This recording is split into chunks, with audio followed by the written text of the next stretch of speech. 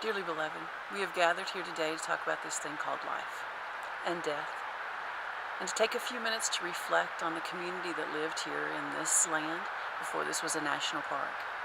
I want to welcome you to Great Smoky Mountains National Park, but more specifically, I'd like to welcome you to Enloe Cemetery. My name is Rhonda. We're going to take the next few minutes or so and we're going to reflect on the past. And now that's P-A-S-T, because we're going to look back at past customs and traditions of the people that have passed, P-A-S-S-E-D, on before us, the people that called this land their home before it was a national park. A lot of times people nowadays are not comfortable with talking about death and death traditions and death customs. They would never think about meeting a guide in a cemetery to discuss those and to walk among those that have passed on before us. So I'm glad you're here with me today. Hopefully, once we spend a few minutes uncovering some of the death and burial traditions that were practiced by this Southern Appalachian community, we'll get a glimpse into who they were. Into their traditions, into their values, into their beliefs. Not only will we know who they are as individuals, but we'll also know who they were as a community. Now, a lot of people, when they think about the community here in the Southern Appalachian Mountains, they think that these families were individuals and self-sufficient on their own. Unfortunately, that's just not the way it was. These communities relied on each other to survive in the harsh mountain conditions. They were very self-sufficient in certain ways, but many times it took the community to come together in the harvest, at the time of death, and also at the time of birth. And so when they did come together, especially for death, it was a time where they pulled together to make sure that the job got done. Because today we turn the burial traditions and the task of burying our loved ones over to a commercial company. They didn't do that. They didn't have that luxury back in the late 1800s. And so it took the community to come together, because it was very important, because they did not have the conveniences that we have today, to make sure that they buried their loved ones within the first 24 hours of death. They didn't have refrigeration and embalming fluid. So it was important that the community came together. They had to work together to make sure that it was done efficiently, lovingly, and in a timely manner. And now they did have a way to, that was kind of unique, to let the community know that someone had passed. It's a phrase that you might be familiar with. The phrase is, and I want you to think about it when I say the phrase and see what comes to mind when I first say it. It's "for whom the bell tolls." Or it could be said, "tolling of the bells." That might bring up another literary work. Sometimes people, you say "for whom the bell tolls," it brings up Ernest Hemingway. He wrote a novel called "For Whom the Bell Tolls." And then Edgar Allan Poe wrote a poem called "Tolling of the Bells." But for me, I'm kind of an 80s child, an 80s rocker. And when you say "for whom the bell tolls," I think of a metal song by Metallica. Either way, whether you're the rocker or whether you're the literary, all of those works were centered around death. And there's a reason for that, because in the late 1800s, in a community like this hillside mountain community, they tolled the bells. They rang the bells on the church building to let the community know that there had been a death. And "for whom the bell tolls," they actually had a way to let the community know that who had passed away. Toll is actually a word that means for telling, and so they could tell who had passed away by the number of times that the bell rang. If you know that your neighbor had a 4-year-old who had had a fever for several weeks and the bells tolled only 4 times, you know that 4-year-old probably passed away.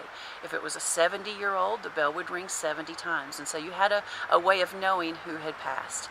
But that was the signal that the community needed to come together. They would drop whatever they were doing, wherever they were, and they would come together, because certain things, certain practical tasks had to be done. First thing that would happen would be the preparing of the body. If it was a female who had passed away, then the females would get together. They would bathe the body, they would clothe the body, and the body was put in what they referred to as their Sunday best. There was also certain traditions that they did that had practical reasons, and they would put coins on the eyelids. Now, the practicality of that was, an old mountaineer one time told a story that with all the jostling of the body, sometimes the eyes would pop open. Now, nobody wants to see their loved one laying on their deathbed with their eyes popped open. So it was important to make sure that the eyes were closed, and so in doing so, they would make sure that they would put coins on the eyes to make sure that the eyes stays shut. Now, they would also, if you look at where we're at here, one of the practical traditions for a mountain community was to bury their loved ones on a hillside. And we are up on a hillside. It's kind of hard to see from where you're at, but if you just came up the hill that I came up, you know you just came up on a hillside. We're on a little bit of a leveling right here. And now the practical reason to put your cemeteries on a hillside was because the good bottomland was down next to the river. That's where you wanted to put your crops and your fields. There was also another practical reason behind it, and it had to do with the waterway. If you had a flooding, you would not want to lose your loved one down the river if there was a flood. But now I've just discussed some of the practical traditions and customs that went along with burying your loved ones in the southern Appalachian community. But a lot of the traditions were rooted in the spiritual as well. Now, when you're preparing the body, I already mentioned it, they put it in their Sunday best. And there was a reason, not just to make you look good for when people were viewing your body during the sitting up, which was a 24-hour vigil. But it was also so they thought that they were going to meet their Maker, their Savior, and so they wanted to look their best. And so they were put in their best clothes that they had, so that when they met their Maker, that they would look good. And now there's also a spiritual reason behind putting coins on the eyes. They were going to meet their Maker and their Savior. It was a sign of respect. If you were to enter into the pearly gates, you wanted to make sure that your eyes were closed. It was a sign of humility, a sign of that you weren't really worthy. And so they wanted to make sure that when they crossed over, that their eyes were closed as a humbling or as a sign of respect. And there was also a reason, a spiritual reason, behind having their cemeteries on the hillside. One old mountaineer one time said that if she made it to heaven or not, it was on her because he already carried her halfway there. Now, I don't know if he was referring to a wife, a sister, a daughter, or if it was just a female in the community. But he was doing a little bit of complaining about having to carry her up the hillside because they thought that they wanted to be closer to heaven. And so they put their cemeteries on the hillside, which made it a little bit of a trek to make sure that you got your bodies up to the cemetery. But that was the spiritual aspect of it. So they wanted to be closer to heaven. And if you look at the cemetery behind me, this is the Enlow Floyd Cemetery, and so you have a blending of the two families here in this cemetery. All of the headstones are actually facing eastward. There's a spiritual reason behind that too, because they thought that the second coming of their Lord he would be coming from the eastern sky, and that the dead would be risen first. And so they wanted to make sure that when they were risen from the dead, that they would be facing in the eastward direction. And so here we've taken a few minutes and we've gone over and uncovered briefly some of the traditions and the customs that are surrounded in the death and the burial of this southern Appalachian community. And it's really kind of important that we remember these.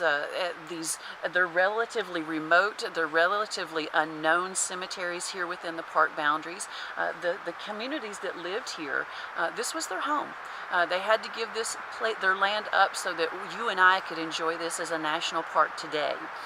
They are the last physical and visual reminders that we have of the communities that lived here. Here within the boundaries of the park, there are 200 maintained cemeteries. And it's really important that we come through and we remember the communities that lived here. As we uncovered some of the beliefs and the traditions surrounding the death and the burials within this community, we really unearthed some of their belief systems, some of who they were, some of their value systems. It really does tell how this community lived, how they loved, and how they actually worked together to survive in these mountain conditions. So it really is evidence of how they lived and of how they died. And it's important that we, as we enjoy this national park, that we remember that someone did live here before us, before this was the national park, and that someone had to give up their land here. So it's important to remember the communities that lived here before that we came in and hiked the trails and enjoyed this as a national park. Now, there's an old saying that death keeps no calendar, but I do. And I also keep a watch, and I see that our time here has come to an end. But before we do, I want to let you know that I am going to hang out here for a few more minutes. I'll answer any questions that you might have. I will also want to issue a challenge to you. I've got a few maps in my backpack over there, and they're topographical maps of the region. They point out 5 other cemeteries here within a 2-mile radius from where we're standing right now. And so I challenge you to take one of those topographical maps, explore some of the cemeteries on your own, see what kind of things that you can uncover as you explore.